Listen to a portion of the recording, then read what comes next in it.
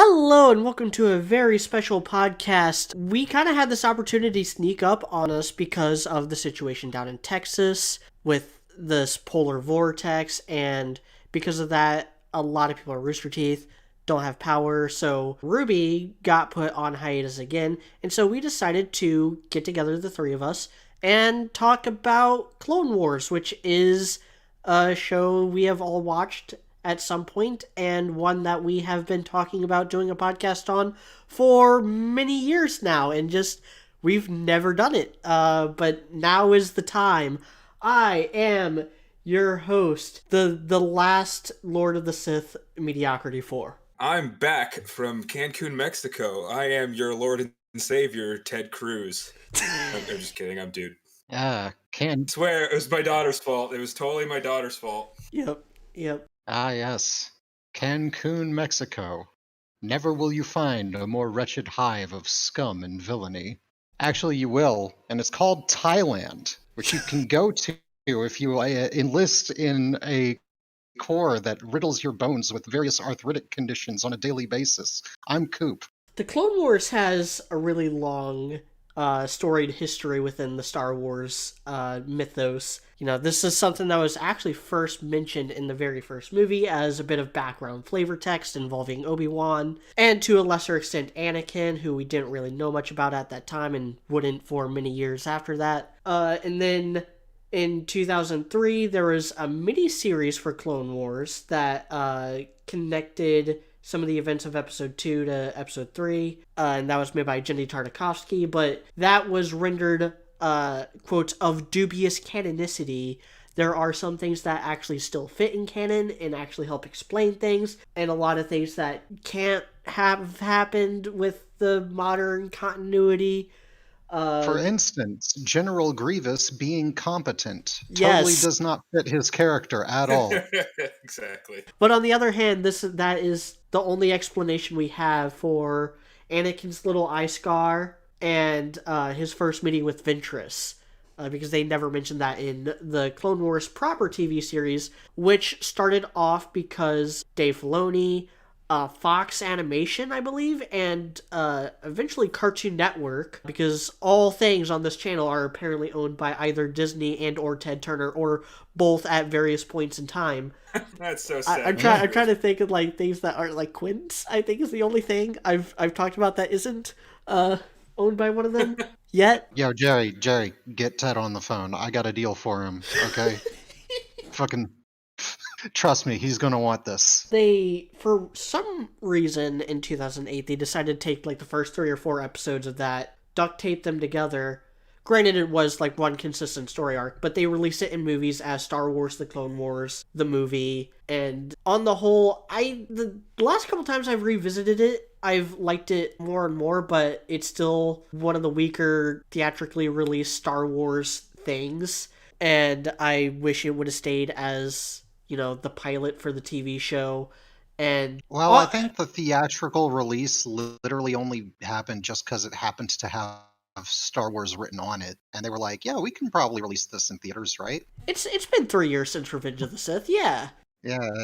The thing is, like, I've gone back and looked at, and I've watched the movie. I watched the movie too, because I am currently in the middle. Well, not mid. Yeah, probably maybe almost middle of the complete Star Wars watch through, where I'm watching through everything in everything that's canon in chronological order. So I just finished Clone Wars season 5 again. So I did watch through the movie again, of course, and there's some things that are good about it, like the introduction of Ahsoka. I actually think and Rex as well. Those are done pretty well, and the introduction of Obi-Wan and Anakin's characters as, you know, animated version or CGI versions of themselves. I actually think all of that is done quite well. I just think the actual arc itself was weak for the actual plot of it was quite weak for a movie release. It's very fucking stupid and silly. Let's be honest. It's like, even... they're saving Jabba's son which never comes up anywhere else ever again. Even in the rest of the Clone Wars, I think the one time it comes up again is when the new chairman of Pantora mentions, "As a father yourself, Jabba, I'm sure you could understand. I would do anything to get my daughters back." Like, they that's do it. It's the show one time. Jabba holding his kid, I think, but like other than that, Yeah, and It doesn't that's actually come up except for that one throwaway line, basically. Yeah. And You know what I I mean? think Like, it's in not relevant. I think it's in season 3 that plot line does come back a little bit. Jabba not really mentioned, but the one who ended up being the mastermind of that whole ordeal does come back, only to like lead Cad Bane to the treasure and then get unceremoniously shot. I think if it had been some sort of, rather than Jabba's kid, like some sort of weird Jabba artifact that Jabba really, really needed to keep his little drug empire going, that probably would have worked out better with it, because the kid stuff sort of threw things off. Stupid. Yeah. Yeah, I agree completely. I think that's a big thing that kind of hurt it. Like, having to deal with a baby, like, for any part of it is just fucking annoying. It's just kind of dumb. I mean, like, imagine anybody in fucking Star Wars ever having to, like, take care of a child or, like, go on weird adventures and, like, the underworld of Tatooine to try and get it back to its proper place. That's such a fucking weird thing. Who would ever fucking come up with that kind of stuff? So stupid. Ridiculous. If anyone ever tries that again, like, just take them out in the street and shoot them, honestly. I could not watch such a show. I would hate it. I'm gonna just have the Mandalorian slowly fade in as you're saying all that. It is something that Mandalorian just kind of did better. And then, well, the funny thing is, there's also an episode in the Clone Wars that Mandalorian went and then did again. Also, the protecting the farmers thing, that whole trope. Yeah, that's which I believe originates from Akira Kurosawa's Seven Samurai, which is a very famous movie. It's one of George Lucas's favorite movies, and he'd been, he always puts Kurosawa references in all of his movies, especially Star Wars. Which was then ripped off itself by the Magnificent Seven, which was then ripped off itself by the Magnificent Seven, but later on. Magnificent Seven, both Chris Pratt. Yeah, wasn't Denzel Washington also in that movie? I never saw it. Yeah, he was. It was him. It was Chris Pratt. It was, who else? Was Johnny Depp in that? I don't even fucking remember. No, Johnny Depp was in Lone Ranger. That's what I was thinking of. Yeah, Lone Ranger. Fucking wrong, crappy Western movie, dude. I mean, I'm a big fan of Chris Pratt, but even I saw it, I was like, what? I'm not gonna lie to you guys. I actually kind of liked the Lone Ranger just for the train scene. I thought that was cool. That's it. There we go. Anyway, back to Clone Wars. So what do we want to actually talk about first in regard to the show? It's supposed to be a holistic approach, dude. Okay, you can't go into like minor details like drug babies or whatever. You gotta go with the wide overarching stuff. Like, the main things are like the main characters, the main cast, minus Padme. Fuck Padme in every episode she's in. So like, pretty much your Obi-Wans, your Ahsokas, your Anakins, your Rexes. Probably most specifically Ahsoka and Rex, because they're kind of like even though it is about like, filling in the gaps with Anakin and Obi-Wan and stuff, like, they were already main characters in their own other shit. Like, if you were to specifically say who's the main character in Clone Wars, I would say probably Ahsoka, followed by Rex. Yeah. And then Anakin and Obi-Wan after that. See, so this is something that it kind of undercuts some of the episodes, is that indestructible plot armor, because this is set in between two very popular, very successful movies that people are starting to actually turn around on because it turned out that they are better than the alternative. Well, I actually would argue against that. I actually don't think episode 2 and 3 are better. I don't think the prequels are better than the sequels. I think they're about the same. They both trash tier movies, both trash tier series. Revenge of the Sith is almost definitely better than all of the other ones. Episodes 1 and 2. I Yeah, think no, I episode would 3 not. has a lot of missed opportunities. I do not think it was actually that good. It's Well, just because it actually did everything. It didn't do it well. But real quick, I mean, we don't have to argue about that. I'm not saying I'm mm, right. I'm saying that's my opinion. We can agree to disagree on that. My point is, I think the biggest reason why, one of the biggest reasons why people have turned around so much on the Clone Wars, the prequel movies, is specifically because of this TV show. Like, that's how impactful and how good this TV show was. Yeah, part of it is nostalgia and just like all the meminess, especially of episode 3, the shittiness of the sequel trilogy, and the evil cunt that is Kathleen Kennedy and her Yeah. desire to destroy Star Wars and everything good about it. You know, the glory, the love and glory of Dave Filoni, our Lord and Savior. But I do think a big part of it is the Clone Wars TV show, and it makes, the thing is, like, it expands the universe more. And it gives you more reasons to like the prequel universe. I think is a big part of it. Like, I think Star Wars fans, like anybody who's really big into Star Wars, the people that anybody who's really into Star Wars will have watched at least all of the media for it, right? Yeah. So all of those people, where what has the most amount of content in it now is the prequels, basically, in terms of visual media. Yeah. Right? We're going to have the biggest connection with that now. And there's a lot of really, really good shit from it now.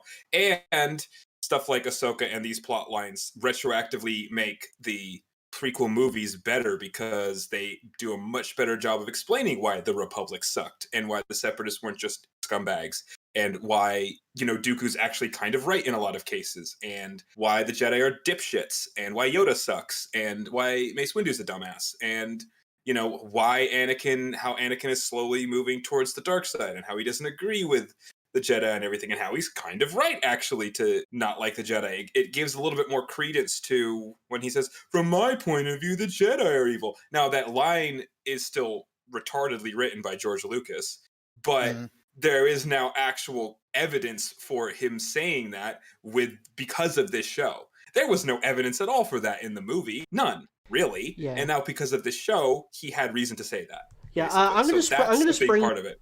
I'm going to springboard off that point real quick before I get back to the point I was going to make about Ahsoka. I remember seeing a couple of years ago an interview with Dave Filoni where he said there's nothing really wrong per se with Anakin and Obi-Wan's relationship in the movies. The problem is the scope. These two characters were together for 13 years of their lives. That's a long time, especially for Anakin, who only spent 9 years of his life prior without Obi-Wan. So he spent over half of his life up to that point as Obi-Wan's apprentice. The problem is, and this is just something that is unavoidable with the movies, is that it's really hard to portray that 13 years of camaraderie in effectively 4 hours, because I'm not going to include Phantom Menace because so much of that had them not interacting until the very end. Well, that's one of the biggest failures of Phantom Menace, though, was the way they set that. Yeah. They should have made it after Anakin was already part of the Order. But even so, like 6 hours is hard. It's hard to portray that kind of camaraderie in 6 hours, especially with how important, and we talked about this when we talked about The Last Jedi a couple of years ago, how important it was for those movies to separate Anakin from Obi-Wan, and how that was all like part of Palpatine's, plan to turn Anakin to the dark side, is that he had to separate Obi-Wan and Anakin at these very crucial times. And this leads to, it's going to be in my top 5 favorite episodes, which is the Face Off homage.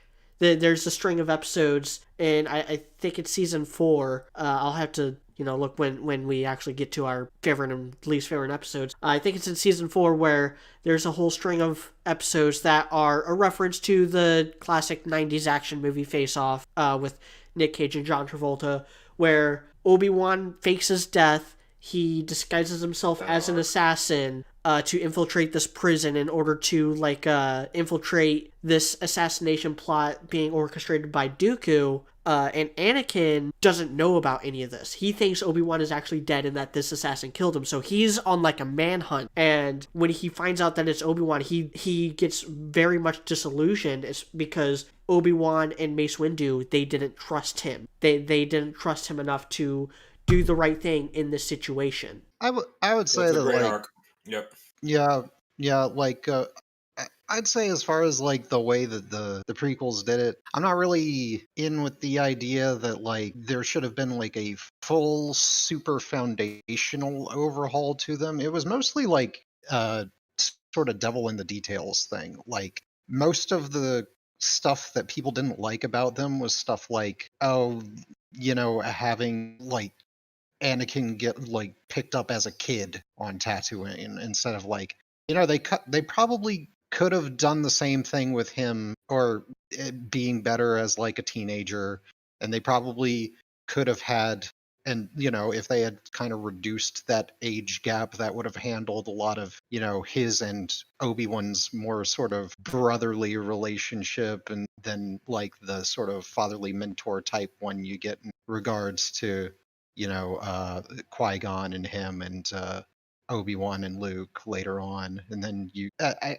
I think that a lot of the mistakes that were made in with that as being like the setup for it was and George kind of admitted to it. He was trying to appeal to children a lot with it, which was probably not the greatest move in a lot of aspects. Yeah, Clone Wars does kind of patch some stuff up. Could A have lot been of stuff. easily shifted around. Which I mean, I think like more than anything else with, I mean, like on the Anakin end, yeah, it does do a lot with him too. It does also show a lot of the stuff that makes that just like makes Obi-Wan even like better.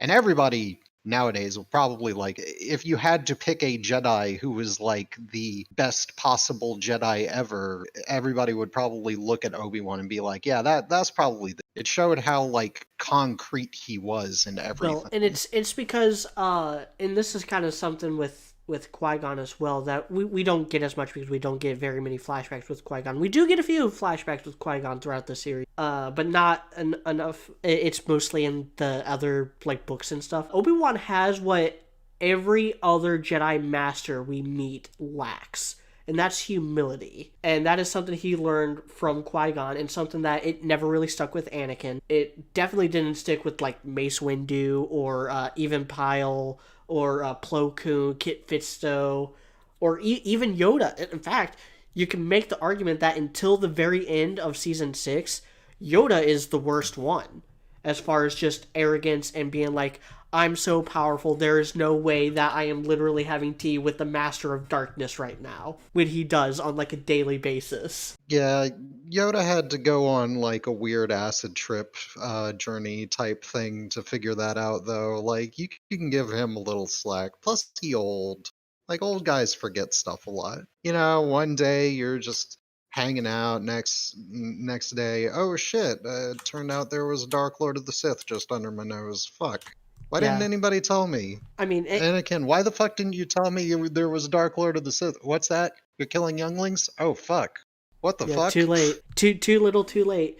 But I mean, yeah, 800 years of being like the most powerful, most badass individual in the galaxy. You do have a right to be arrogant at that point, but that arrogance is what led to the downfall of the Jedi, because had they been more like Obi-Wan, they probably could have sniffed out Palpatine a lot sooner. Without him literally just telling Anakin, hey, I'm the Sith Lord, go ahead and tell Mace Windu, see what happens. Well, okay, so do you want to get into the characters then for the show? I mean, that's kind of where we've been at. That's Well, true. I guess, not yeah, but Yeah. those are like not the characters of the show. He's talking about the meaty bit characters. Yeah, like And Ahsoka and Rex. we have it weighed excellently here, because dude here will literally suck the dick of anyone who even consents to say Ahsoka is kinda okay. And I like Rex because he shoots stuff. I also like Rex, though. Yeah, but I like him more, so Gotcha. I'm sorry, but you lose. Like, go away. That's fair. You're dead now. I got shot. It took me Yeah. a long time to warm up to Ahsoka. Really? How long did it take you to get on the Ahsoka train? Because for me, it was like the first like couple arcs were a little bit meh, and then I think, I mean, I kind of, because I binge watched through all of it. Let me see. It's probably even partway through season 1 I really started to like her, if I'm being honest. Like, Ahsoka makes sense if you just think of her in, like, the same way you would think of, like, any regular kid, pretty much. Yeah, I mean, she's like a super talented kid. Like, She's the kind of person that you pair with Anakin. Like, it all does make sense. Like, one of the things that I remember people complained about at the beginning, apparently, is that, like, she was too similar to Anakin. But hmm. I mean, eventually that actually kind of works out. I mean, it works out in a lot of ways. It works Well, out in that's that final season 5 arc really well, actually. she provides a really excellent foil Hmm. to him in a lot of ways, because like she kind of sees whereas like Anakin keeps being Anakin, Ahsoka sees Anakin, he's like, wow, that she's like, wow, that Anakin guy, he's pretty cool, I want to be like him. Starts being a little bit more like him, she's like, oh wow, me being like him is actually really ridiculously fucked up. I probably shouldn't be doing this anymore. Let's. Yeah. But to answer the question, so I was kind of against the idea of Anakin having an apprentice, and Ahsoka endeared herself to me probably sometime around season. But even then, I was kind of still against the idea of her being Anakin's apprentice. I was like, oh man, she should be Obi-Wan's apprentice. Like that would be more okay in my mind, given what we know going forward. It wasn't until I revisited the series about 2-3 years ago now. Whenever season 7 was announced, I started watching it all the way through again. And even then, it wasn't until it clicked on me what her overall purpose in the series was, which was, partially a litmus test for Anakin and Obi-Wan. But more so, this is the point I wanted to originally make with Ahsoka, is that all these other major characters are never really at risk. It's all kind of the fake 1960s Batman level risk. Her and to, an arguably greater extent Rex, they're the characters we care about that aren't in the movies. And so the whole time you're like, oh man, is this where they bite it? Is this why they don't show up in Revenge of the Sith? Rex especially is hyper prone to that level of tension, which is part of the reason I like him more, because he's a fucking clone. And Yeah. clone troopers drop like freaking flies when you spray them with the shit. Like, they're not around very long. And the ones that are around very long and then get offed, which happens a shit ton in Clone Wars, to the like, there's guys out there who would like fucking are still crying about Fives just Fives, because of the way they offed him. About to watch Fives this final arc, man. It's gonna hit hard. yeah. Yeah. The one that always I sticks out love to Fives. the ones that stick out to me like that are Waxer and Boyle, who yeah. I think they were part of like Mace Windu's group at first, but they get like an entire episode dedicated to them, and it's my favorite episode in season 1. It's in the Ryloth section. They get kind of this whole episode dedicated to them, and we don't see much of them. They pop up here and there, and then they just die. They die. They die in Umbara. They get shot Yep. by Thanks the other to members of the fucking that Krell 501st. cunt. Yeah, like and it's kind of unceremonious. Just like wait, we're shooting our own men, and it's just Waxer and Boyle just dead. I don't even know if both of them died. I know one of them died. It's just, but the point still Pretty sure stands. they're both dead. Yeah, but- the point still stands that like these are two characters that were basically background characters that were clones that had an entire episode dedicated to them early on, and now they're just gone. Yeah. So like, yeah, I mean, in fairness, like Coop's right. Like, you really haven't. I mean, you don't know if Rex is actually going to make it through the whole series. I mean, we knew the only thing that does kind of Well, we hurt know that now. a little bit. Yeah, we know now.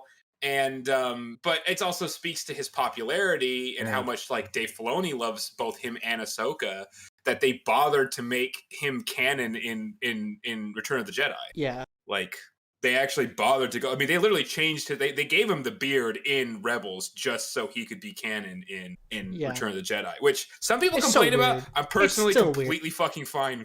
I don't care. I think I'm completely cool with it because I love Rex. It's like, of all the weird little fan servicey things, he's just a side, like a little background guy in that movie. It's not that big of a deal, honestly. It's not Yeah, like- it is kind of weird, but I don't care about it. Like, as far as like his Rebels deal goes with him. That's a little bit up in the air for me. We'd have to talk about that later. But like his I'd have Clone to see more Wars, Rebels. I'd have to see more Rebels first. I haven't seen very many I've watched episodes. all of it. yeah, Rebels does some stuff. Let's move on. Fucking yeah. Basically, like you got like Ahsoka's whole deal and Rex's whole deal is like they do become intertwined with each other in various ways, but like Rex is your typical like fucking heart of darkness, like just going around being like, damn, war really do be bad, guys. I don't know what to tell you. Sucks. And Ahsoka, she's like in with that, but she's like more, I guess sort of, I would say, like, whereas Rex is like meant to be like questioning certain aspects of how like the clones and stuff is handled, Ahsoka really delves into a lot of the more political scene, it seems like, and how people are handling that stuff, Well, especially the Jedi. This is a long series. It went technically 7 seasons. It went 5 seasons on Cartoon Network. Got canceled because I think that was that when Disney bought out Lucasfilm. Yeah. So that would have been like 20. And- that lines up. That lines up with me going to college and watching through the entire series with my roommate. And then season 6 was a Netflix exclusive, and it was actually like just a half season. It was just like, okay, yeah, we're gonna let you finish all the episodes that you had already like been in production doing.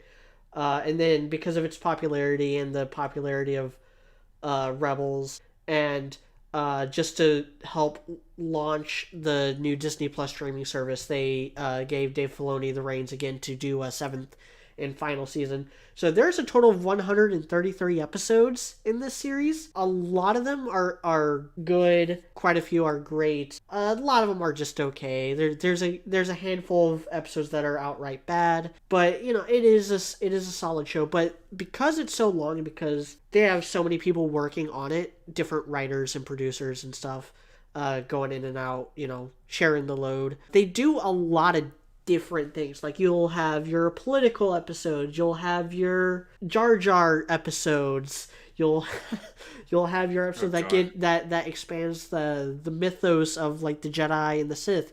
You'll have a lot of episodes where the Federation or the CIS rather have this new super weapon that they have for like 1 or 2 episodes, and then it gets destroyed and they never use it again except for the super tanks for some reason. Hey, the super tanks worked. It was just the factory that kind of was shit. Yeah, but don't ever work with the Geonosians. Yeah, I mean, like they are weird little peoples. Yeah, I hate the Geonosians so much. Would calling the Geonosians filthy bug people be racist? Yes, but only towards Geonosins. Yeah, so fuck it. They're filthy bug people. They have no brain. They're brainless fucking pieces of shit. I loved that they set them on fire with flamethrowers. That was the sickest shit. That's probably like one of solidly the best ways to kill some shit in Star Wars is just flamethrower it to death. Yeah, I mean, I one thing I also want to bring up real quick is some of the other side characters that get introduced in the show or like get expanded on in the show that I think are really good. Although one thing I have to point out after watching episode 1 and episode 2 and then this series, Jar Jar is so much worse in this show than he is in episode 1. It's not even close. Oh my god, Jar Jar is unfucking bearable in this show. It depends on the episode. Bad.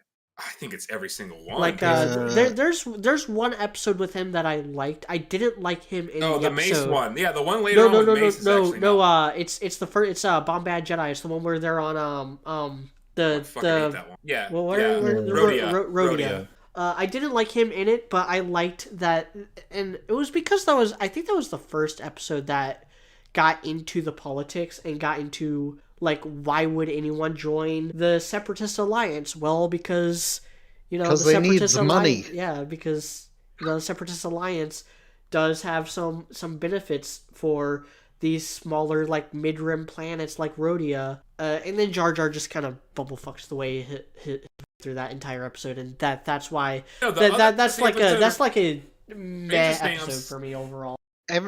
Almost, I'm saying Jar Jar makes that episode way worse. Is the yeah.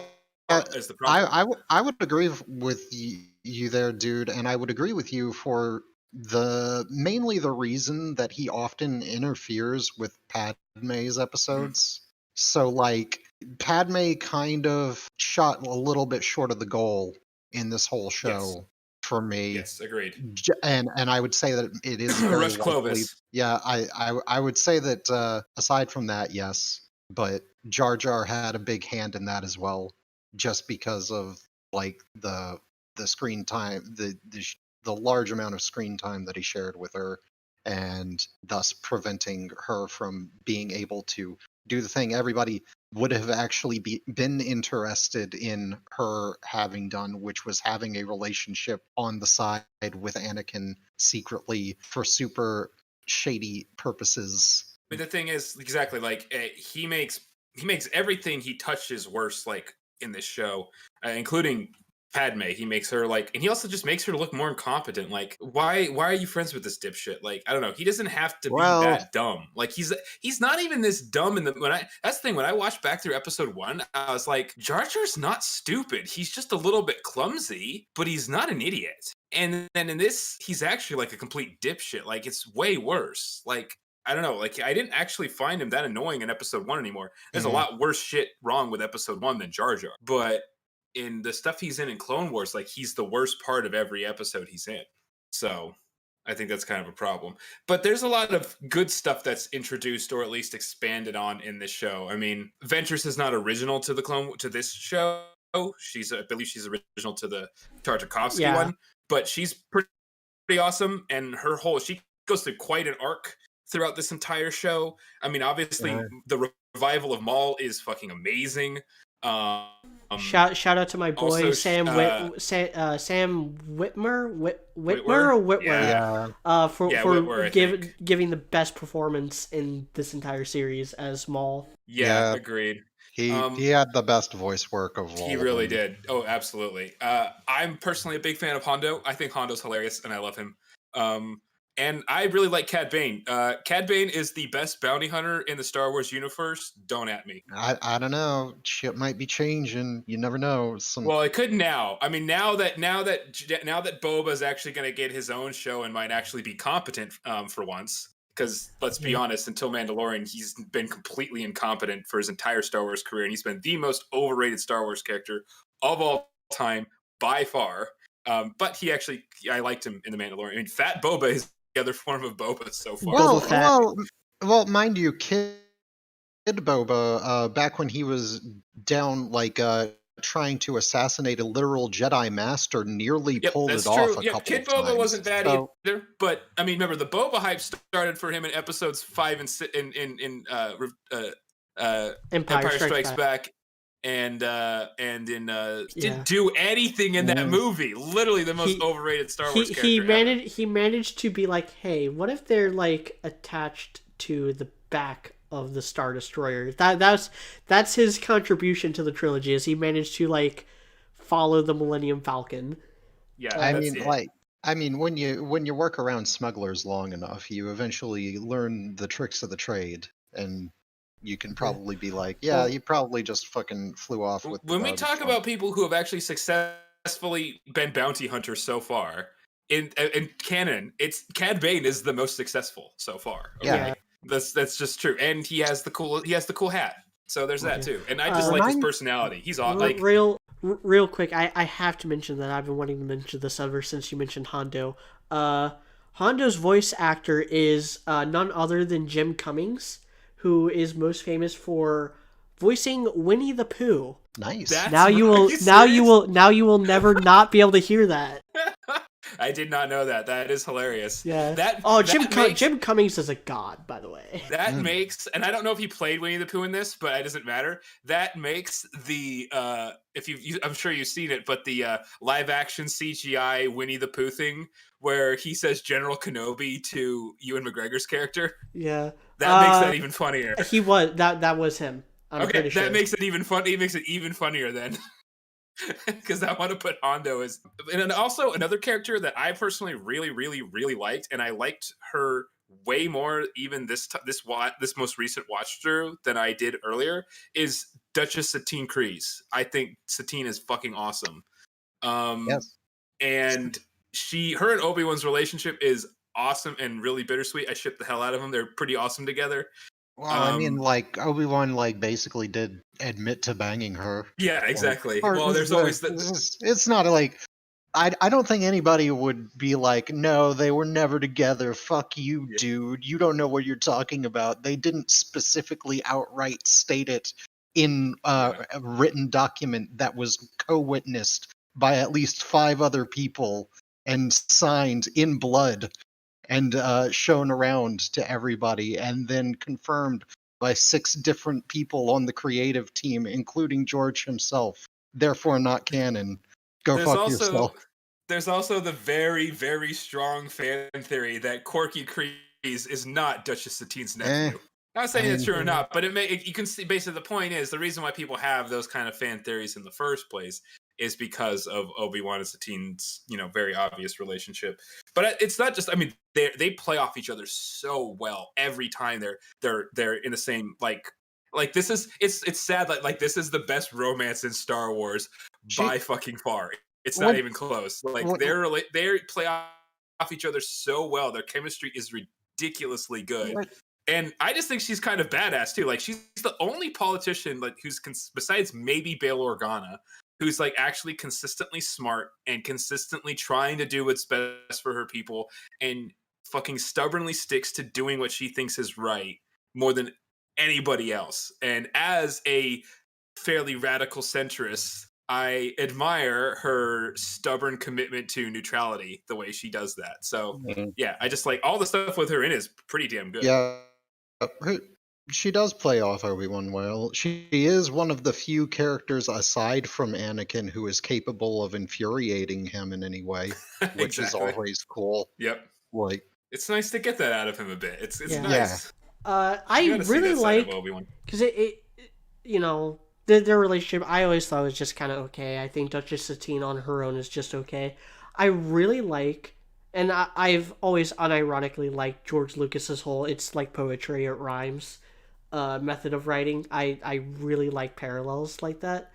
I really like how this adds a lot of insight to Obi-Wan and what he thinks of Anakin and Padme, because in the movies it was kind of plain that he kind of always knew but always did like the plausible deniability just in case Anakin got in trouble. But here he's like kind of fully supportive because they are kind of like keeping it on the down low, and it is just love. And it's not so long as it doesn't interfere with either their work or turn Anakin to the dark side, he's okay with it. And so you kind of get this idea that he did end up choosing the Order over Duchess Satine, even though he loved her. He probably hoped that Anakin would do the same. Anakin did not do the same, and that is why Revenge of the Sith happened. Well, I don't know. Have you guys seen I think this is a relatively new meme that's been going around where it's a play off of like the women versus men Chad kind of thing, where it's like Padme asks Ahsoka, "Hey, should I like be in love with Anakin? Is that okay?" And she's like, "Yes, of course. You should follow your heart." And then it's like Anakin tells Obi-Wan, "I fucked Padme," and Obi-Wan says, "I know." Yep. That's that. I've not seen that meme, but that seems legit. Yep, yeah, that's about accurate. I do not like such parallels usually, but in this case, it was a perpendicular because it had dick in it. So I'm down with it. Let's talk about let's talk a little bit about Corey Burton as Count Dooku, because I think he's perfect. And he did pretty well. Count Dooku just doesn't have a lot that he does throughout all of it. Really, he's mostly there, kind of like as just a boss for Ventress, and that's almost basically all he does. Or he gets captured with, Obi-Wan and Anakin as well. There's that one too. That was like in one of the earlier ones, if I recall. But like he's more prominent earlier on in fairness, you're right. And after like season 2 or 3, after like maybe starting in season 3, I forget exactly, but yeah, by that point, you're right. He's mostly He falls off really just hard. yeah, he falls off, but he's pretty prominent in the Yeah. beginning. I mean, he's like the fucking deal with him, I guess, like is maybe had a little bit more to do with some stuff. Like, he could have been like he was very sort of more middle of the road in regards to Sithdom than most every other Sith Lord that has ever been. And they could have played off that a little bit better, I think, with a lot of the stuff that he was involved in. But he mostly was just there as the guy who told guys to do stuff, then watched as the guys he told to do stuff had their stuff exploded. And he was like, fuck, those guys didn't do the stuff I told them to do correctly. Him and Maul never interacted, did they? I don't think so. I don't think him and Maul ever had screen time together. Did they? No, I don't think they did. No, because they interacted with Savage. Yeah. Which, by the way, shoutouts for the stupidest name in the history of media. Savage Opress. Yeah, God, it's so bad. Yeah, he basically he gets Savage to be like a replacement for Ventress, then sends him out to go fuck around with Ventress. And then Maul finds him and he's like, oh shit, it's my brother that I totally had this whole time. What a coinky dink. Hey, you want to team up and be a new Sith Lord order? And he's like, well, I guess so. If that's cool, yeah, let's fucking do it. And then he gets gutted by Palpatine. Like, Savage Opress is like, he was kind of lame entirely. Maul probably could have done all the same exact shit without him. He literally says so at the when he gets killed. His last line is I'm an unworthy apprentice. I'm not like you. I was never like you. So I mean, he knows it. I mean, that's better than nothing. Yeah, exactly. Yeah, Savage was like more of a tank and a monster and like a blaster sponge than an actual Sith Lord. Like he was strong. Like he could like throw his weight around. He did manage to beat a Jedi Master. He did manage to like use the Force enough to like escape from Dooku, which is probably no easy feat. He never found a way to block Sith lightning, and that was kind of what did him in. Yeah, I mean, it's crazy. Nobody ever taught him the ultra secret technique that you have to have two lightsabers that you cross with each other so that you can block it. Sad times. Or you have one lightsaber that you hold out kind of to the side and then sideways facing into you. That's the way they always block it with one lightsaber. Yeah, it's weird. It's weird. I mean, you think that would be basic stuff, but I guess there's just not enough Sith running around to where people feel like they need it. Yeah, you got to be all of the Jedi. It would be so terrible. So, any other characters we need to touch up on? I think. Let me think. Like Ventress's whole. Oh, I just think Ahsoka's fighting style is really cool. I like the dual backhanded lightsaber grip thing she does. I just think it looks cool. I like that we get to see a bit of a good amount of Dooku fighting in the earlier episodes because I think they do a good job of portraying his unique fighting style. Because I like the Makashi style where it's like very like direct and short and efficient, and I think it's really cool to watch him fight too. So I think they do a very good job with a lot of all the choreography is pretty dope.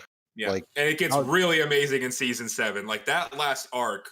That was probably. We'll talk about that. Just those last 4 episodes were probably some of the most, if not the most well animated shit I've ever seen. Like ever. Like period. Yeah. And they used it on a stupid Disney Plus show. So fuck. Like I mean, have to sell that subscription somehow. Because Artemis Fowl isn't pulling its weight. Yes, unfortunately, at that time, I was getting a free subscription bumped off of my Verizon contract. So you're not getting any money from me, Mick.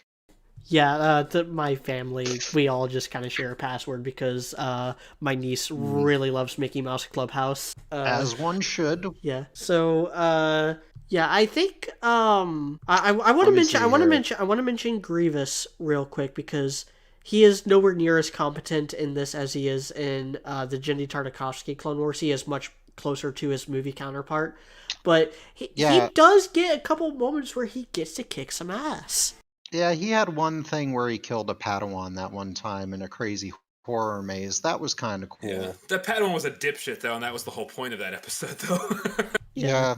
Otherwise, like if you'll recall the statement I made about Dooku being the guy who tells a guy to do something, then watch as the guy doing that thing explodes. Grievous is the guy who does the thing and then explodes, but has an escape pod. Or, Yeah, or there's a just the cyborg body, like oh god, Yeah. I can't remember what episode it was, but there's an episode where he like goes down to Naboo and just gets fucked up by a bunch of Gungans. Yeah, Grievous is very, very French in this series. He does a lot of retreating. Yeah. Yeah, I mean, like he just can't do things like, stuff very well. Like there's probably some activities that he's not so good at. the most ass that he kicks though is when he invades the Night Sister planet, which is framed in very much the same way as like the Battle of Wounded Knee, where it's like Yeah. these women with like these bows and arrows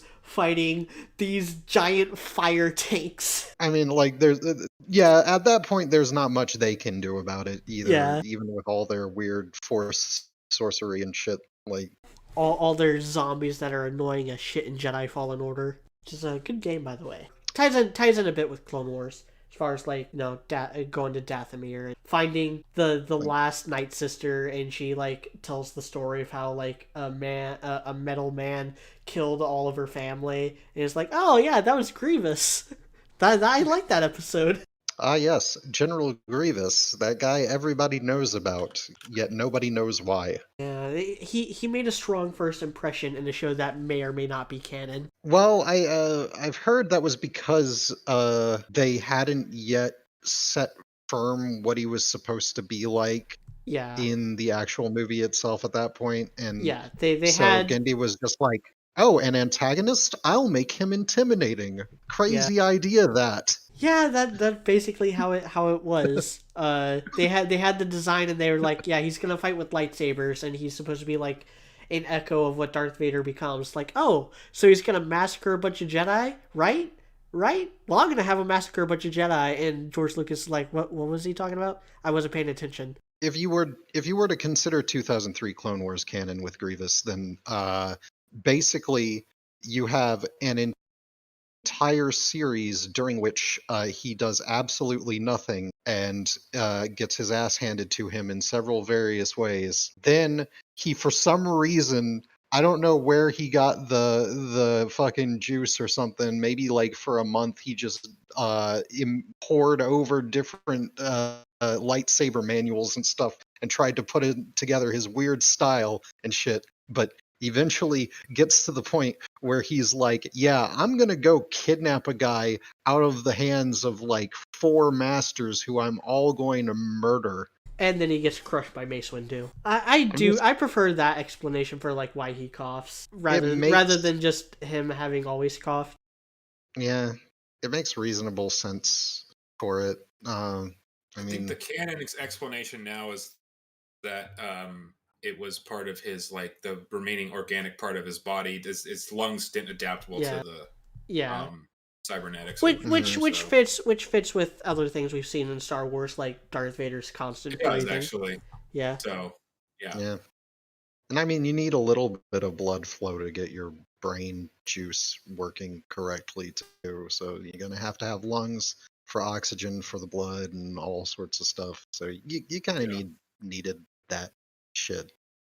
And I mean, like, we can always pretend he electrocuted Shakti. Shakti, the woman of 1,000 deaths. So is she even dead? Because I know, like, she shows up later on in fucking an also non-canon thing of Force Unleashed, which, like, I don't know what they even consider of her at this point. Like, yeah, so there's 2 deleted scenes in Revenge of the Sith where she dies. They couldn't decide on which one to keep in, so they just didn't keep either of them. In the novelization, she dies in, I think, a different way than either of those deleted scenes, just like during Order 66. But because the books have the novelizations of the movie have never been fully canon, so the people who made Force Unleashed were like, hey, this is a Jedi Master that people recognize, but we didn't get to see in the actual Revenge of the Sith movie. We're just gonna throw her into the game and have her as like a big boss fight. And then I think there's like a couple comics and stuff where she pops in. Like I think she pops in the If there's not a kinda comic recent where you Darth pop Vader. in, are you really a Star Wars character? I mean, come on. Like, I don't keep up with Star Wars comic, lore or anything going on there. I've seen bits and pieces because people that I watch and talk to do keep up with it, and they were like, oh yeah, the reason why the ninth sister has like the cyborg leg is because Darth Vader like tortured her. Like, oh, that's neat, I guess. that's like the Marvel run of stuff. The only Star Wars comics that have ever been of like reasonably decent import were Dark Empire under Dark Horse. Yeah. But even then, like, don't read Dark Empire. Yeah, it's not, the comic books aren't worth it from, everything that I've seen. They're not worth the price. Mm. So any other characters we have to? I mean, the thing is, a lot of these characters are characters that do show up in the movies. Even characters that show up in different forms, like we get Kid Boba Fett for a handful of episodes, voiced by the kid who played him in Attack of the Clones. Daniel Logan, I think, was his name. We get these random like background characters from the movies get episodes dedicated to them. We get a lot of different clone characters like Fives, Echo. I would hope that if they do go down, like, there is some stuff Kid Boba's deal that with this new thing, I would hope they would delve into, like how precisely he had like a basically bounty hunter foster mom lined up and Yeah. shit. Like, Yeah. Yeah, that is kind of weird. You would think the bounty hunters would all be in like competition with each other, as they are kind of mean, portrayed in Mandalorian. yeah, I mean, like, some if you're all like working, I mean, like, it could be like It's like semi-faction-esque. yeah. That's kind of the way I'm thinking about it.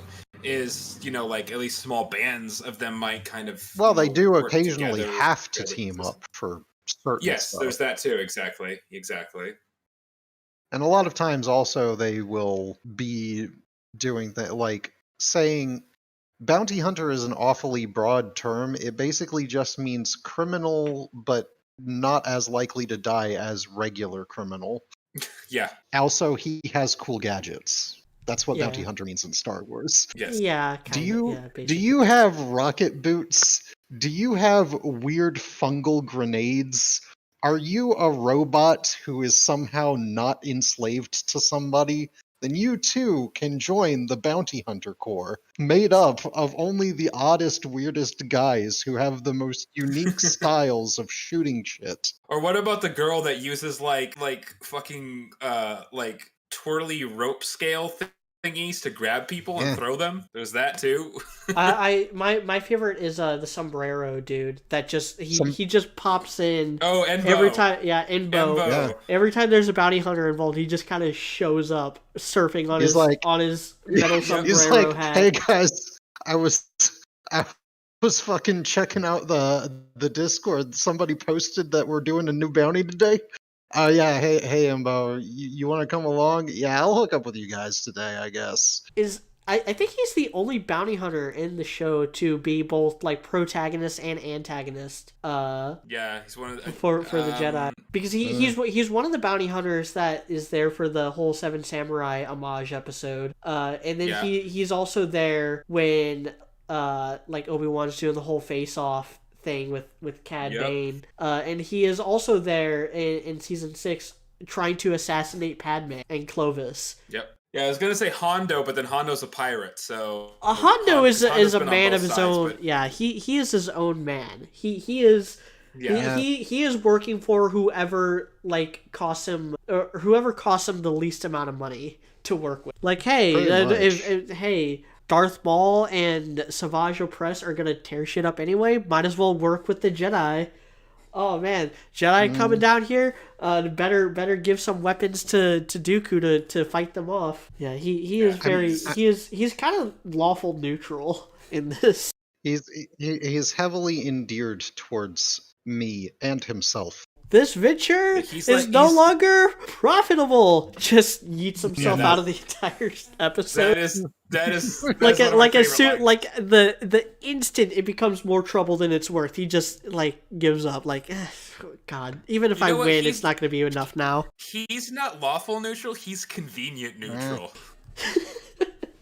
Yeah, he's the guy that shows up at the vending machine and it's broken. Is like, it will only accept cash. Then looks in his wallet, sees that he doesn't have enough $1 bills, and is just like, fuck it, I won't get anything. Yeah, he'll kick it a couple times, and if that doesn't work, he's like, well, this isn't worth any more effort. Yeah, again, like, shout out to the entire cast of this series. You know, there's not like a bad voice actor among the prominent characters, but Jim Cummings and Sam Witwer, the two best, I think. You know, I would agree with that, to be honest, as well. I think those are the two standouts. Yeah. Also, shout outs to Katie Sackhoff, who plays Bo-Katan in every single series that Bo-Katan has been in, including the live action version, because she actually does kind of look like Bo-Katan's animated character. Well, I think they based her off of they Katie might Sackhoff. have. It would make sense because it totally works. Yeah, which is kind of funny. I remember some like Ahsoka fans were like upset that Ashley Eckstein wasn't going to play her live action. I'm like, I'm sorry, that doesn't make sense. Yeah, Ashley Eckstein is like 4'2" or something. Yeah, I mean, I actually think short. The casting choice they made for her with Rosario Dawson was definitely like an objectively better live action casting choice. I'm sorry. Yeah. So yeah, Bo-Katan, in as far as like Clone Wars and stuff goes, like, I think people might have. I don't know if if Filoni himself and them have overlooked this or not, but she also seems to have somewhat of a fluctuous relationship with the concept of loyalty. Yes. And like, I don't know if they know or not, because it doesn't. She's got kind of a weird tone around her to where she's always got like some kind of justification behind it, and she's like, oh yeah, but like, I'm doing this because this is the cool thing for me to do right now and totally right. And then everybody who sees it is like, yeah, Bo-Katan's right, we should back her, even though this kind of goes against some of her supposed principles that she has every time something happens with her. And I'm just extremely suspicious of Bo-Katan, and I narrow my eyes every time she's on screen in any series. And maybe, who knows, maybe in the next season of Mando we'll fucking parse things out with that. Yeah, Mando season 2 really, raised some eyebrows with her, especially in that like last episode. It does feel like she's going to be an antagonist for Mando. I really think that's forward. the only way that. I really think that's the only, if they kind of like, they have a really good setup to that, or at the very least have them butt heads a little bit or something about some stuff.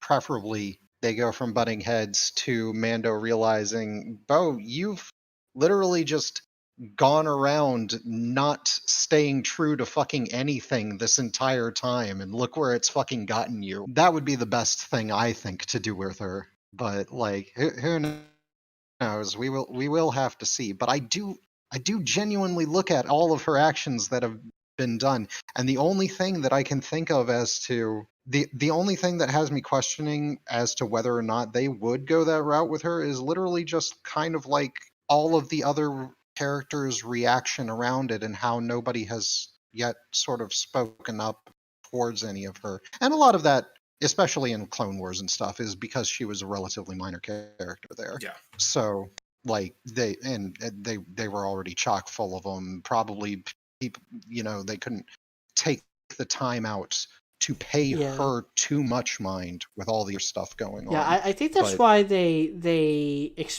expanded her role for season 7, which came out, after Rebels had run its course. It came out after Mandalorian season 1, and, that it started coming out as Mandalorian season 2 is entering production. And they do give a lot of focus on Bo-Katan, because a lot of, season 7 does take place back on Mandalore again. It's like the fourth or fifth time. She gets a lot of it in Rebels too, if you watch Yeah. that. But still not enough to really parse out what I'm getting at with her there either, because like she is the way she comes off to the people that you're inherently like rooting for because they are the good guys of the show. It almost always seems like, hey, the good guys like her, so she must be good. Whereas Hondo is very clearly more overt about that, to where, oh yeah, the good guys like him, but they know he's a piece of shit, like, and going around doing dirty dealings and stuff. With Bo-Katan, it's like sort of like it doesn't seem like the good guys are able to perceive the wider arc of her entire history, and they're sort of just focused on the immediate situation maybe, and they don't see where this whole deal has led her and some of the choices she's made along the way that has gotten her there, and why exactly they shouldn't maybe have like the audience reaction and the character reaction are different, and I'm willing to give the characters a pass on it, basically, is what I'm kind of saying here, because they don't have the full timeline on her like we basically. Yeah, I think part of it too is that Bo-Katan might not even know what's right and wrong, whereas at least Hondo knows what he's all about, and so he's consistent. He's consistent in his inconsistency because he knows what he's about. Yes, whereas Bo-Katan is again the opposite. She is inconsistent in her consistency. Yes. Like she's supposed to be upholding to a certain thing, but she never really seems to. Yeah, that's a lot of the reason why I never really got into Bo-Katan, and why. I think if like literally, I think her my entire reaction around her, and I am very tensed up for it, is literally however the fuck they decide to pull her off later on. Because if they have themselves recognized that about her being supposedly of principle, but actually extremely hypocritical in a lot of the stuff that she's done, and they call her out on it at some point, then I will say Bo-Katan is probably one of the best side characters in all of Star Wars. But if they do not do that and they continue along with the reaction she's gotten from most people along the way, then I'll be kind of like, I don't really like her. But it does hinge very heavily on that. Yeah. What's coming up with her is going to be a big deal. They really need to handle it well. For example, all right, do we want to talk about like favorite episodes and such? So let's give them a taste of the bad so that we can mop it up with the good. Let's do least favorite episodes first. Down with that. Yeah, let's end on a positive note, because let's end on talking about the best arc of the series, which is that final season 7 arc, because that's the best arc. I don't think anybody would disagree with you there. Yeah, exactly. Really. That's why I'm saying that, because I think everybody agrees on that. Yeah. So do you want to go first with the some least favorite episodes then, Coop, since you suggested that? Okay, so my very least favorite episode of all is the one where the little droid group gets lost in the desert for the entire thing. Yep, that that's was everybody's least favorite. A Sunny Day in the Void. That is my second least favorite. So, well, arc. It's a whole arc, but I don't even remember if I finished watching that arc. I started watching it the first time I watched the show. I don't know if I finished watching it because it was so fucking boring and pointless. I could possibly bring myself. If I finished it, I don't remember finishing. Basically, if anybody needs like an update on what all happened, essentially the Republic decided to take a bunch of astromech droids, put them under the command of a little green guy with antennas, and send them out to go do something or other that I can't quite recall, but it doesn't matter because they crash on a fucking completely arid world, end up wandering through the desert, having basically just acting as vehicles upon which little green guy can go on weird heat exhaustion induced ramblings for like 20 minutes of your life that you will never get back having watched it. And Yeah. then and eventually they make it to a place where they meet up with a clone commando who people liked because Republic people, Commando yeah, was a cool game that they should have probably, made more of or some shit. yeah. If you want proof that this is the worst arc in all of Clone Wars, it's George Lucas's favorite arc. So that just Oh tells you all you need to no, know. I don't know Yeah. if I believe that, but no. That's a reasonable. That's I a heard. reasonable thing. That's what I heard. I don't I've read know. that. Yeah, dude read it, and as we all know, I am extremely gullible and will buy all third to 75th hand information I hear from anywhere at any time for no reason other than to be fucking funny and make jokes about it. Exactly. So yes, dude, I believe Exactly. Well, that's what we're doing here. It makes it funnier. So you. whether it's true or not, that arc is trash. So, That's bullshit, but I buy it. So yeah, either way, the arc is complete trash. I don't know if it's true either. That's what I just read. My- but my- it's funny because that the arc is so boring. I'm gonna list off my bottom 5. So in 5th worst place is the technical first episode of the entire series, which is Ambush, which is boring because it's just 20 minutes of Yoda beating up a bunch of battle droids that we already knew were weak and that fucking Jar Jar could take on. Yeah. Well, the thing with that is that like I think Ambush was a reasonably good establishing type of thought so thing too, if you don't count to be the honest. movie. Especially, I think if you don't really look at it as like the Yoda deal with it and all that, like this, yeah, nobody from it is really all that important later on. But So it kind of tells you, yes, Jedi do in fact give a shit about clones, guys. Crazy. And that from there stemmed off into all of the good stuff from it Yeah. that you would get out of that. And kind of and like it also does sort of intro that whole fighting between trying to gain allies and political meandering as well, to be honest. And so it is kind of a decent intro to the series in that way.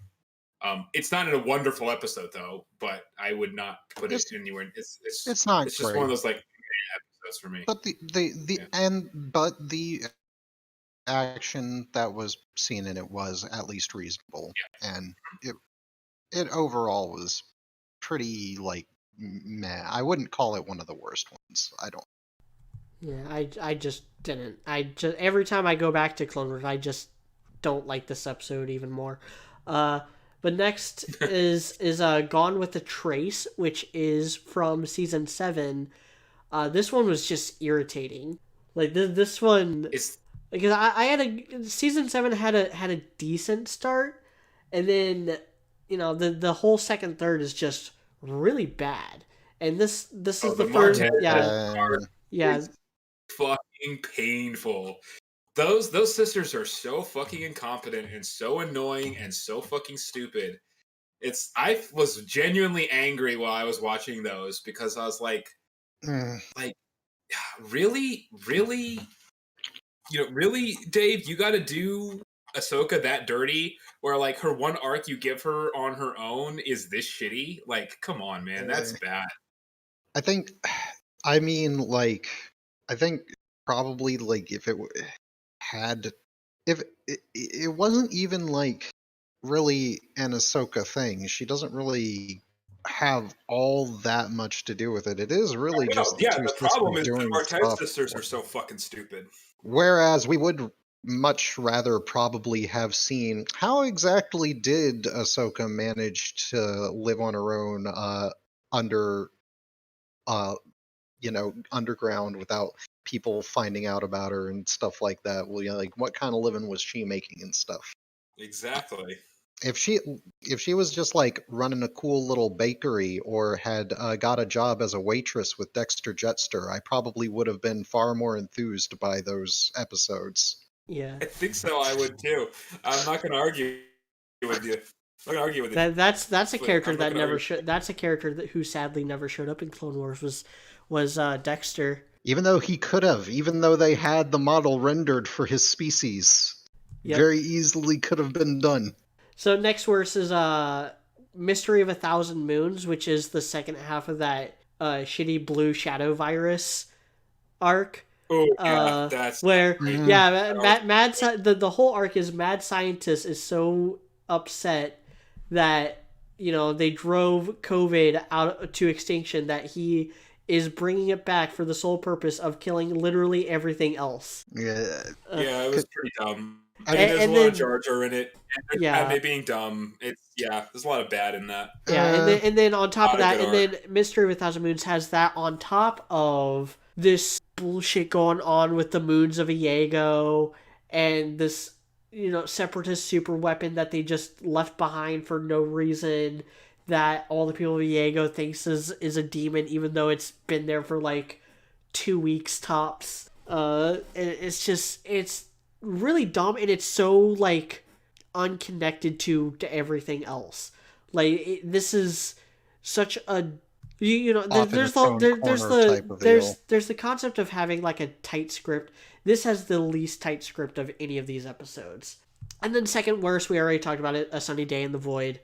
It's just the droids wandering around for 20. And then my least favorite episode is Senate Spy from, I believe, season 2, which is the whole Clovis love triangle. Nope. He's the God, I hate spy, Clovis stuff. the separatist plan, and Everyone trying hated to it. drag Padme into it. And Anakin is acting like an obsessive evil boyfriend, and it's just really dumb. It really puts a damper on like their relationship for the rest of the series.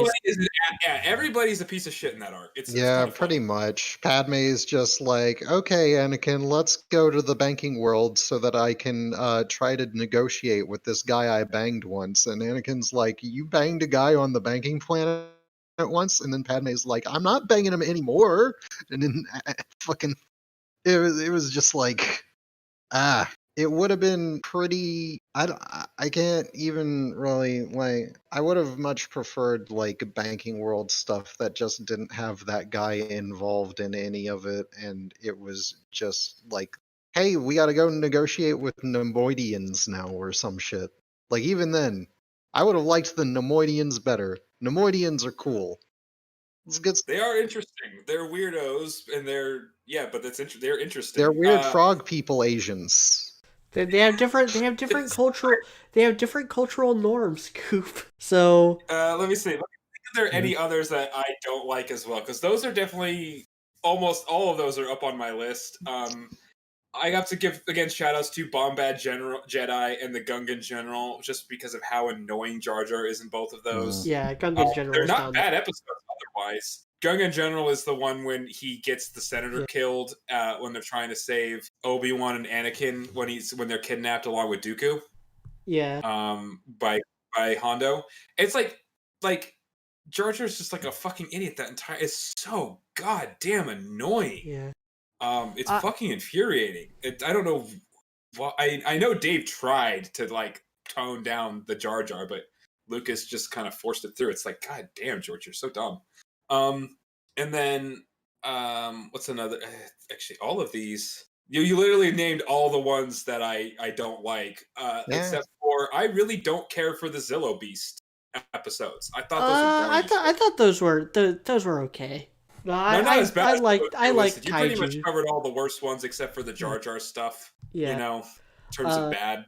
I also want to put in a mention, even though I do think these are on the whole okay episodes, we haven't mentioned them at all, and they are very popular episodes, so I'd be remiss not to mention that the Mortis trilogy is just okay, overrated.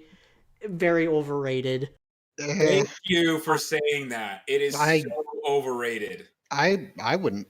I mean, like, admittedly, I haven't really talked much to many people about it. I wouldn't say it's overrated. I wouldn't say it's quite great. I think it muddles around with a lot of stuff that it shouldn't have in ways it probably shouldn't have at this point. And that nothing really seems to come of it from it too much.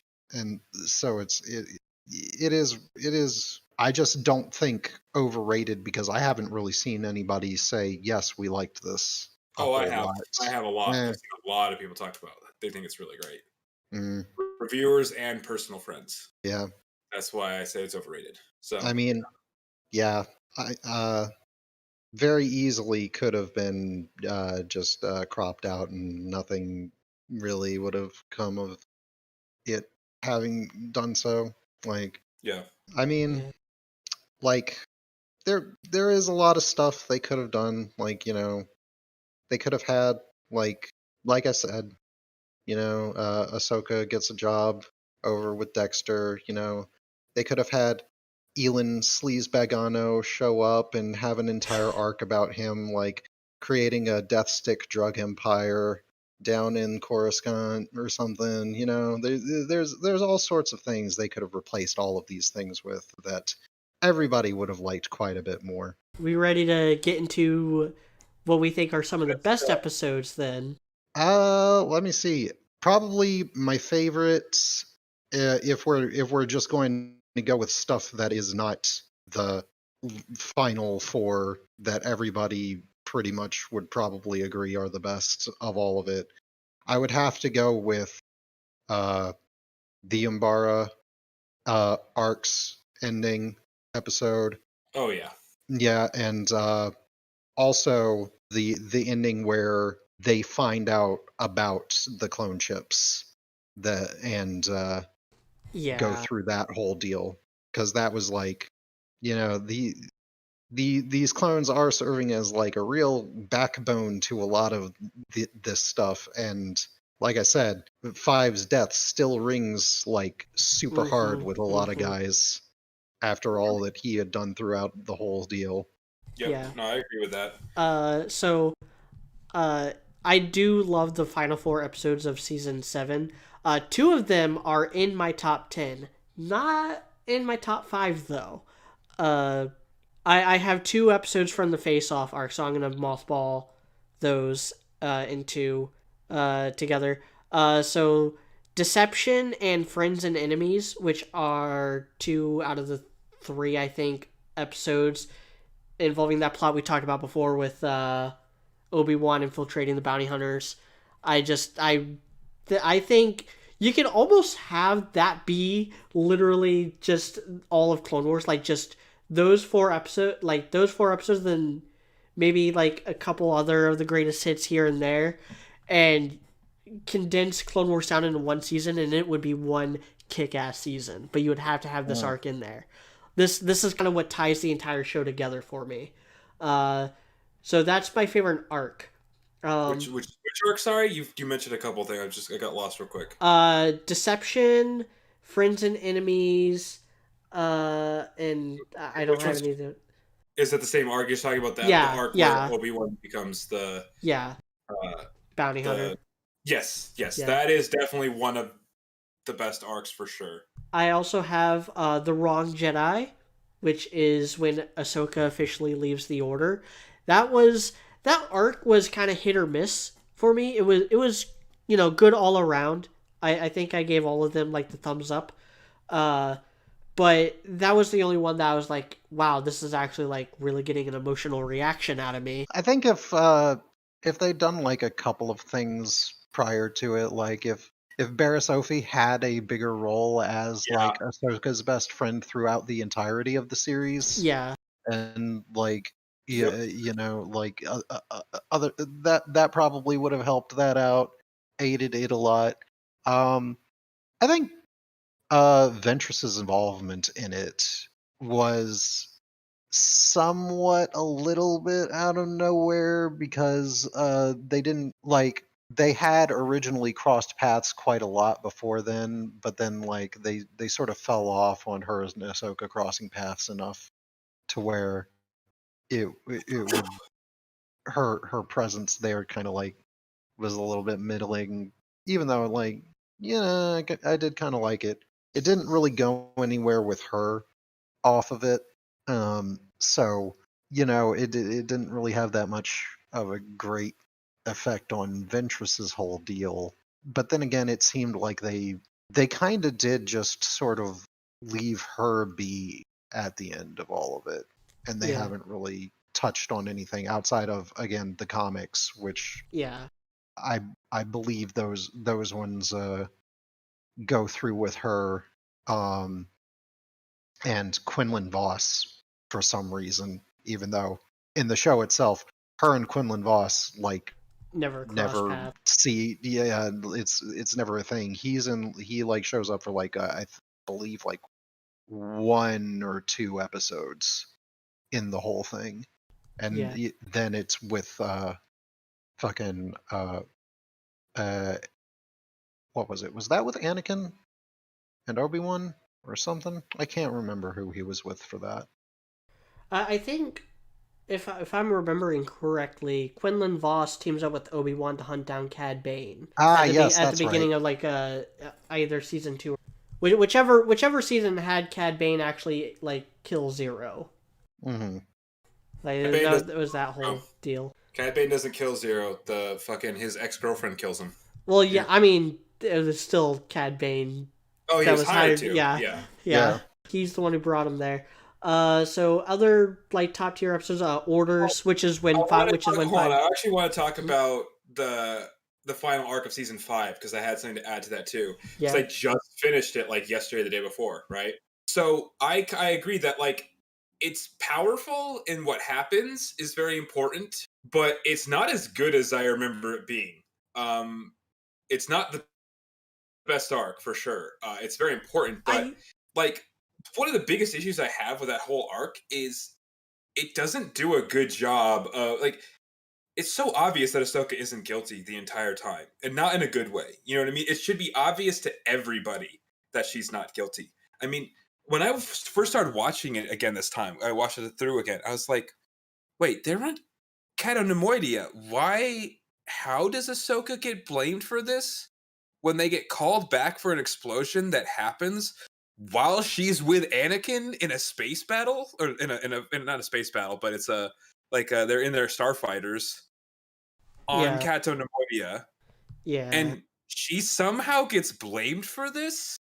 Like, I know Cato Nemoidia, I think it's in the core worlds, so it is pretty close to Coruscant, but still, it's got to take them some time to get over there. And they probably didn't just get there; they were fighting and shit. Like, and nobody mentions that. yeah, Nobody talks about how that's the case, and then she still gets blamed.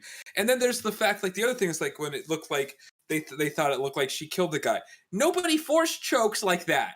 She had her hands up and her fingers like spread. You can't force choke somebody like that.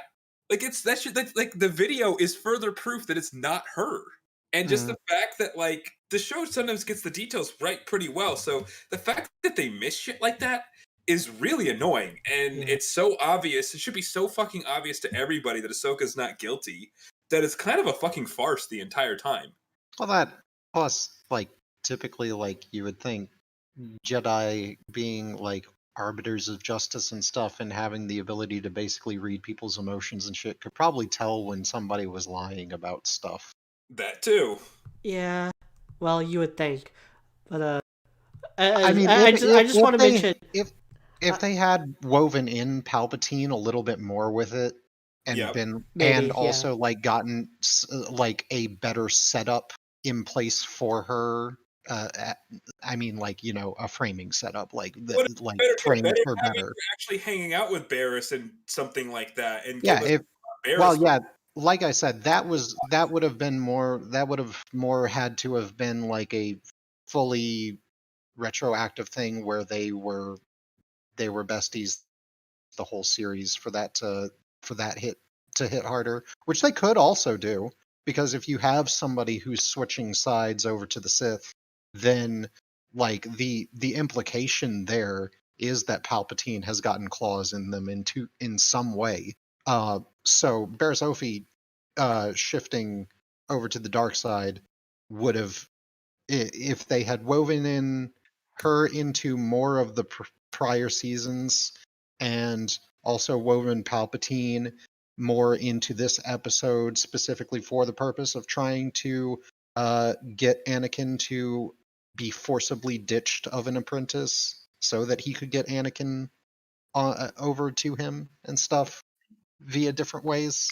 Because, like, you know, like, big thing in Revenge of the Sith was that, like, oh yeah, we're not going to grant you the rank of Master, Anakin, even though you did technically train an apprentice. You didn't get her all the way up to Knight, so on that technicality, you can't be Master.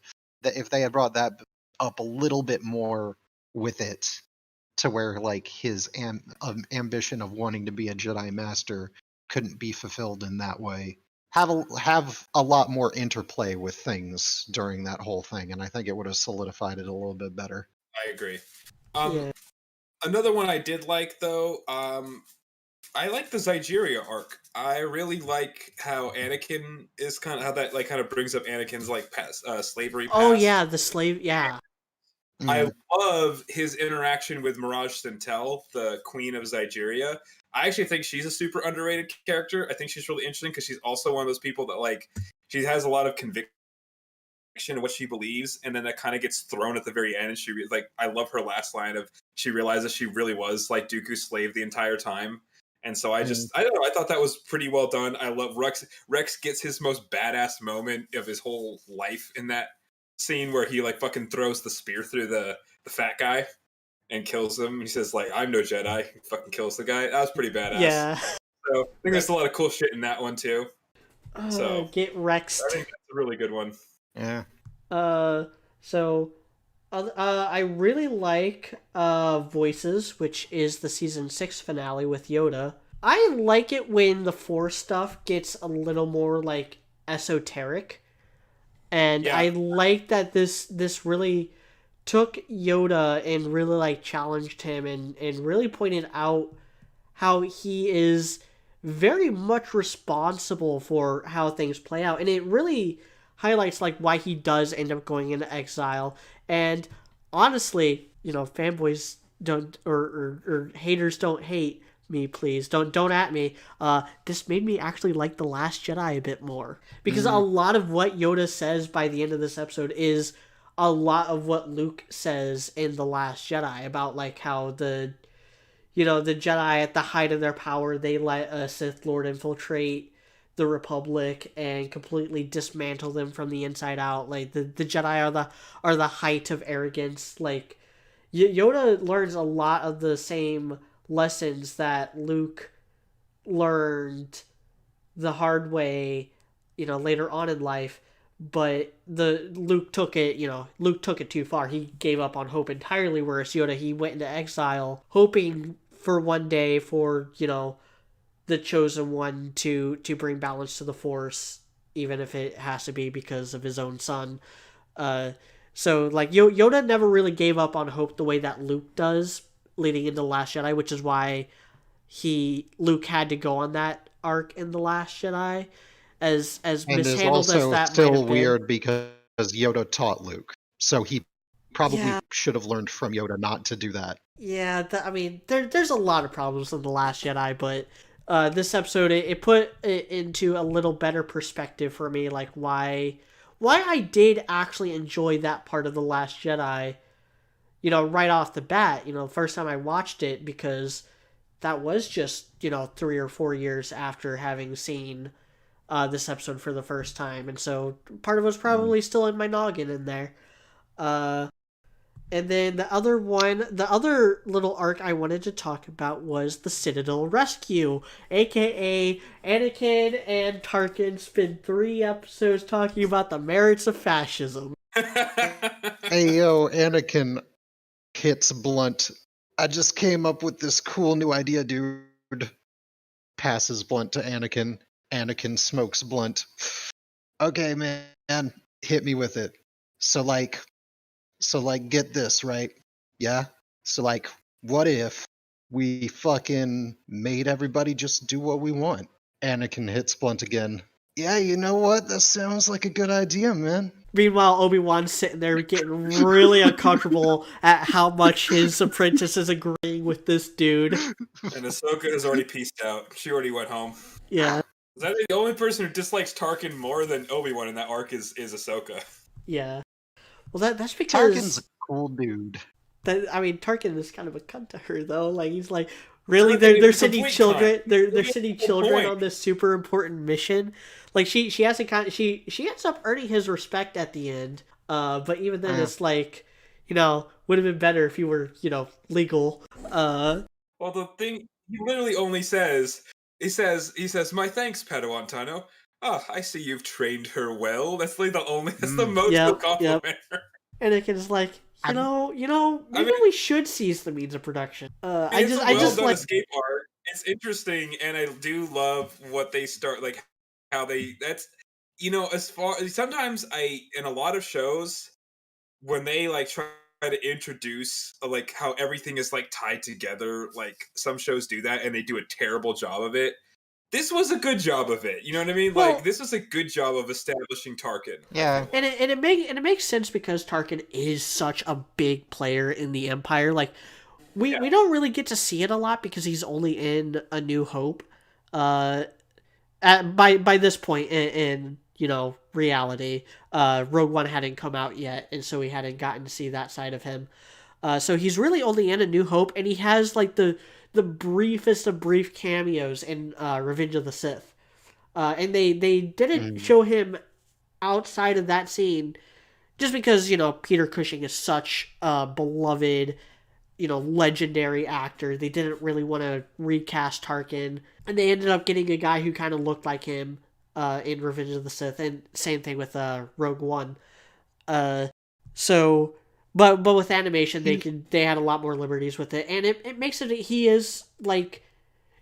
Leia says it in A New Hope. He's the one who holds Vader's leash. It makes sense for this series to do something that establishes that dynamic. Yeah, he's pretty good at his job. Like, he's a good little worky boy. Even though I don't agree with anything he says, it's really good to establish that because again, like this is the bridge between the old Republic and the rise of the Empire.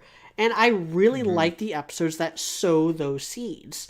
Like, I hate every episode involving Clovis and Padme together, but there's that little stretch in season 6 where it's all about how Palpatine takes complete control over the banks by setting all this up and setting up this conspiracy in order to get, full control of the banks by splitting it between the Republic and the Separatists, both of which he is actually in control of. Like that I like it when the show does that stuff. It shows that both of these sides are actually corrupt. Like the Jedi, they have their own problems with their own arrogance and blindness and stuff, but they are on the whole good guys. The rest of the Republic, they are the ones that turn into the Empire, and it's weird. There's another arc that I thought was kind of okay.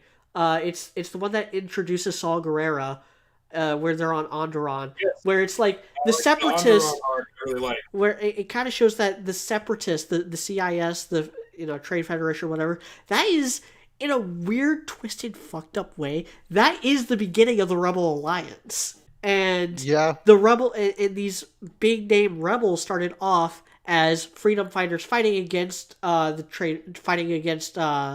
CIS and incorporating the CIS tactics and then taking that and using that to fight the Empire when the Empire rises. Like, I really thought that was pretty cool. Yeah, that worked out pretty well, at least seemingly to me.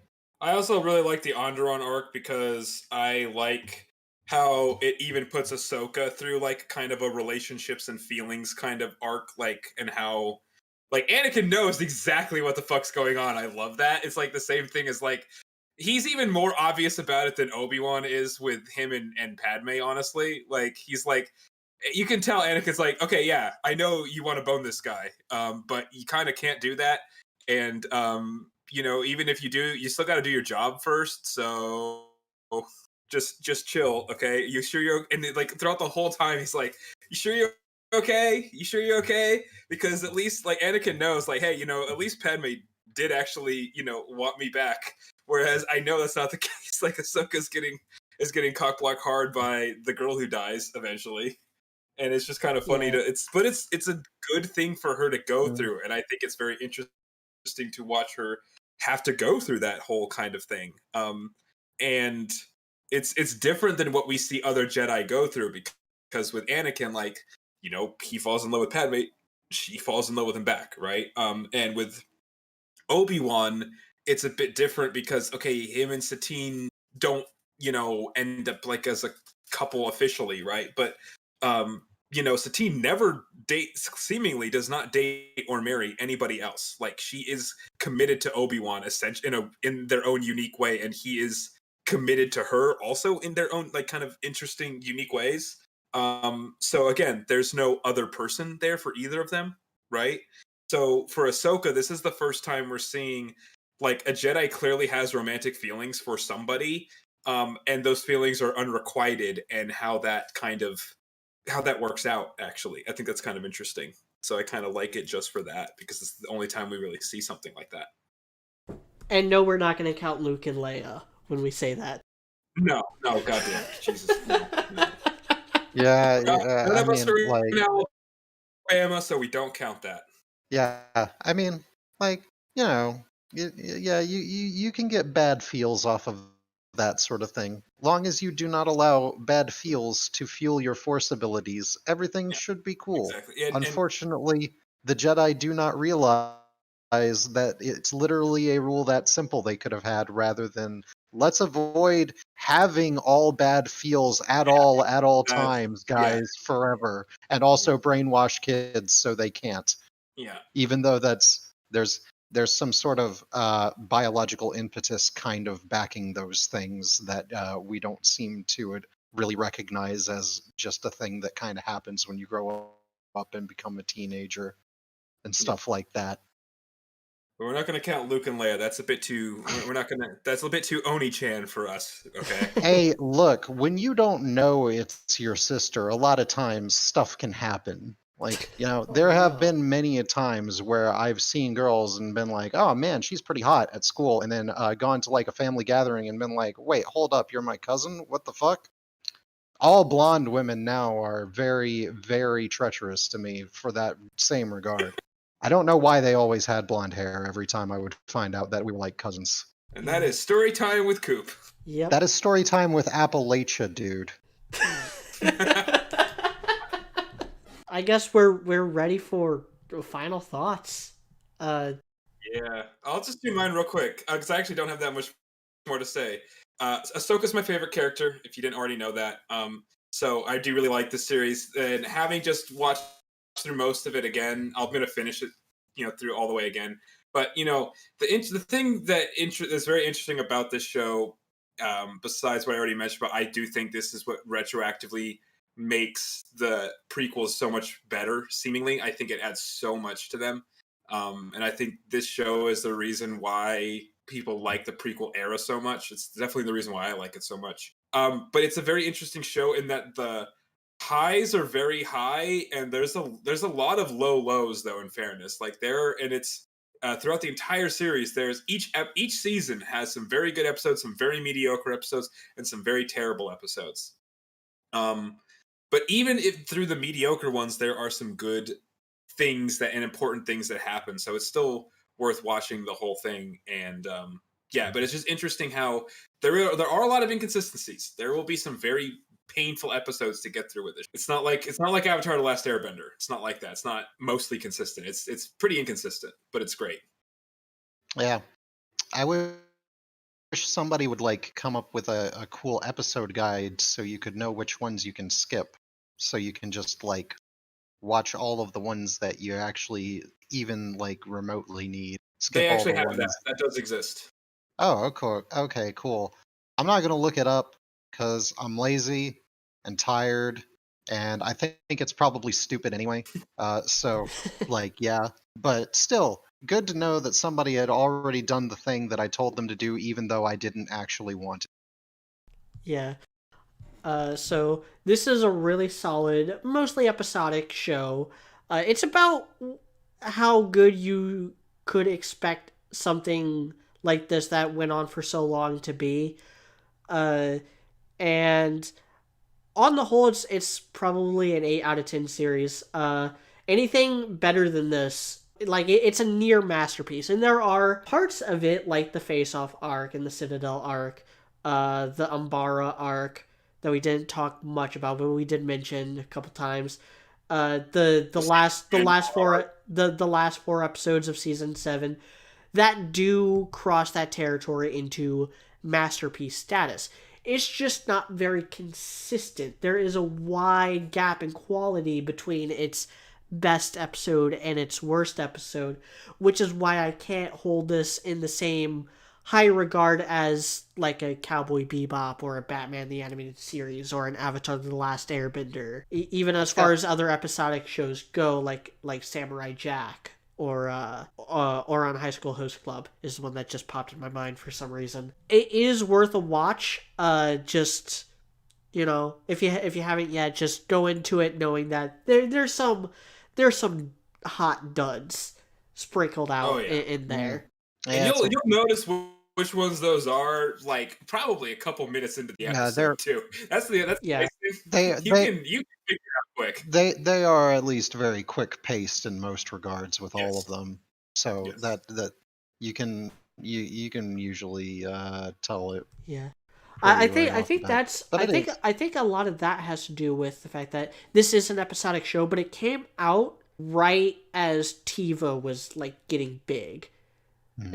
And everyone and every cable provider started having DVR. Like I remember this started when I was like in high school and stuff, and so I had stuff to do in high school. I played tennis, I was on academic team, I was in marching band, and so there was a lot of times where I couldn't see the episodes right away, and I would just DVR them and watch them when I could. So that gave them a lot more like confidence to do the overarching plots as well as the episodic stuff to fill the release schedule. Really, that's how a lot of these things end up going. When you do episodic stuff with some sequential bits in there as well, is the really episodic stuff tends to just be there just because they needed to fill out 20 weeks worth of episodes.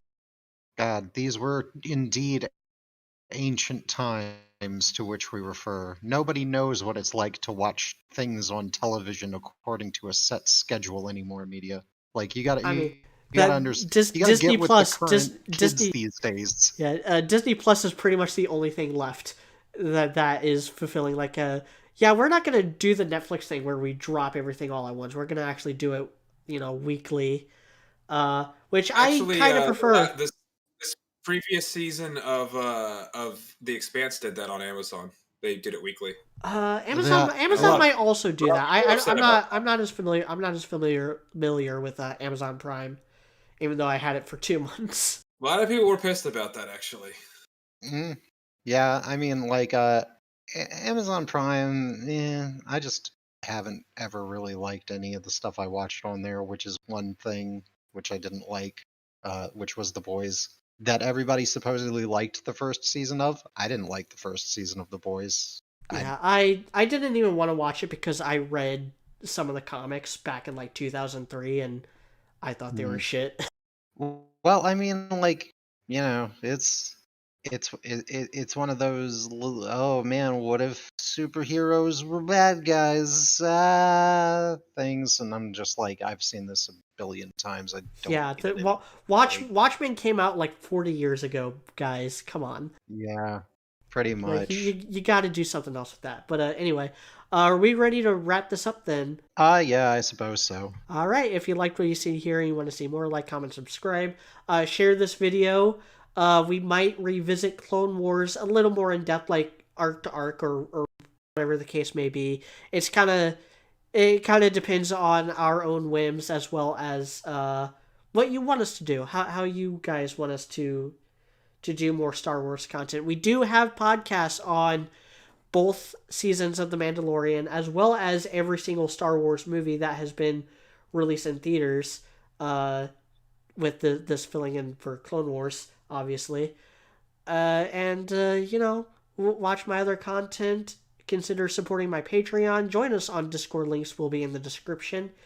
And have a nice night. Yeah, you guys take it easy.